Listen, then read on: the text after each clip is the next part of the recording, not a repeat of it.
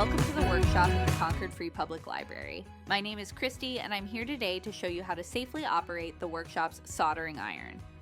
Let's start with the safety notes. This tool reaches temperatures of up to 1,000 degrees Fahrenheit and can cause second or third degree burns if handled improperly. Be sure to set up your workstation away from others, use the lowest possible temperature appropriate for your project, and turn the tool off immediately when not in use. In case of fire or injury, immediately call 911 and notify staff. A fire extinguisher and first aid kit are also available at the workshop's front desk. Soldering can produce fumes and smoke, which may be harmful if inhaled or ingested. For this reason, we only allow the use of lead-free solder and require the use of a tabletop fume extractor at all times when using this tool. As additional precautions, you may also want to wear safety or eyeglasses and a mask or respirator when using this tool. And a quick reminder, this is an expert maker's tool, which means each and every maker operating the machine will need to complete a safety waiver before use. Minors under the age of 18 will need a parent or guardian to help them complete this form, which you can do entirely online at cfpl.info/waiver.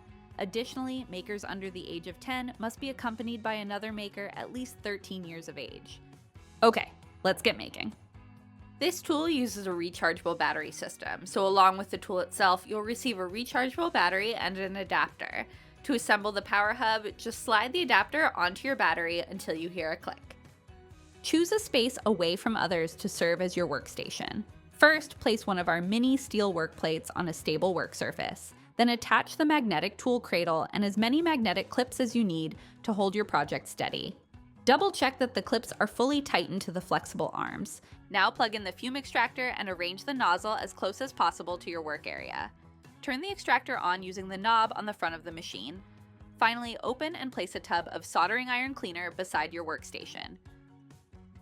Now you can plug the soldering iron into the power hub by connecting the cable to the socket at the base of the tool. When you're ready to start making, press the power button on the top of the power hub as well as the power button on the tool handle, and use the plus and minus buttons to adjust the heat of the tool to the lowest temperature appropriate to your project. If you need to put the tool down at any point, be sure to place it securely in the metal cradle on your workstation.